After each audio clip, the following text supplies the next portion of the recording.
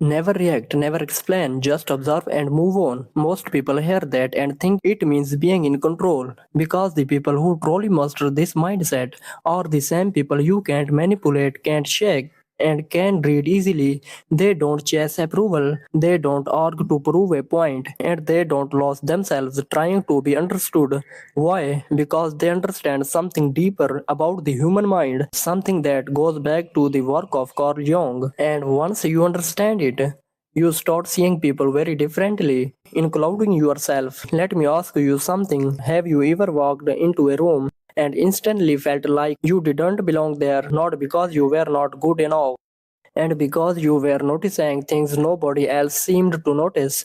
The tension in someone's voice, the fake smile, the silent competition happening under polite conversations. It's like everyone else is just there, but you are seeing layers. If you ever felt that, like you are watching life from a step back, like your mind goes deeper than the moment you are in, then listen carefully, because what you think is a problem might actually be your greatest strength.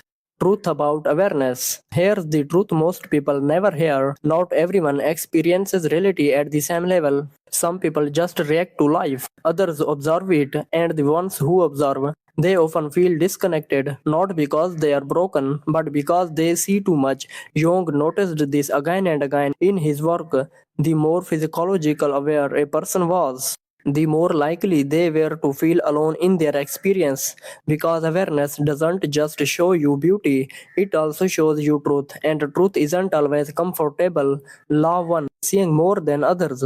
Imagine two people at the same event. One person sees people lying, talking, having fun. That's it. The other person sees something completely different.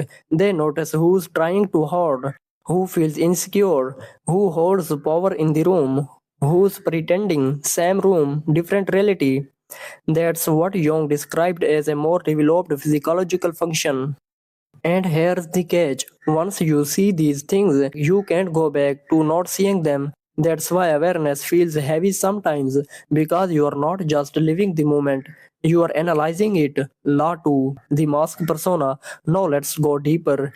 Every person has a version of themselves they show the world: confident, calm, controlled. Jung called this the persona. It's your social mask, and it's not fake, it's necessary. But problems start when you forget its mask. You play the role so well, you lose connection with who you actually are, and that's when something strange happens.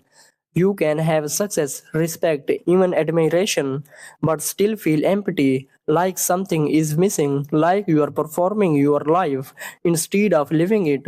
Law 3: the real you individuations. That emptiness, that's your real self trying to break through. Jung called this process individuations. It's not about becoming better, it's about becoming real. Stripping away everything that isn't truly you: the expectations, the conditioning, the rules you were forced into. And here's what most people don't realize: if you ignore this process long enough, life will force it on you. That moment where everything feels off, where nothing specifies you anymore. That's not a breakdown, that's your mind saying, "This isn't who you are." Law for your inner world. Most people avoid silence, they keep themselves distracted.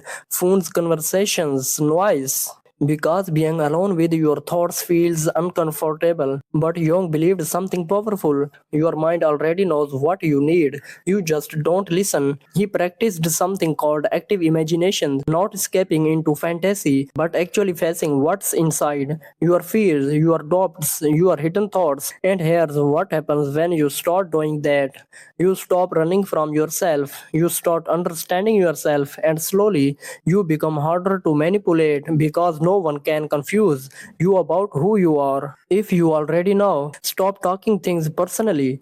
This might be the biggest mindset shift. People don't react to you, they react to what you represent to them. Someone criticizes you, it might be their insecurity. Someone envies you, it might be something they lack. Jung believed we all carry deep patterns shared across humanity. So when someone reacts strongly to you, it's often about something inside them, not you. Once you truly understand this, you stop reacting emotionally to everything. You start observing instead. Law 6 Projection. Now here's where it gets uncomfortable. The traits you hate in others often exist in you, and the traits you admire deeply. Those two, Jung called this projection. We push parts of ourselves onto other people, especially the parts we haven't accepted. So instead of reacting instantly, pause, ask yourself, why does this affect me so much? That question alone can reveal more about you than years of overthinking. Law 7 Inner Conflict Growth. Most people want life to feel simple, clear, easy, certain. But real growth doesn't happen there. It happens in confusion, in tension, in moments where you feel pulled into directions. Jung believed that when you can sit in that tension without escaping it, you evolve because something new is created, a stronger version of you. Here's the truth most people avoid their entire lives. You can do everything right, follow every rule, meet every expectation, and still feel like something is missing, not because you failed, but because you never become yourself. That's the real risk.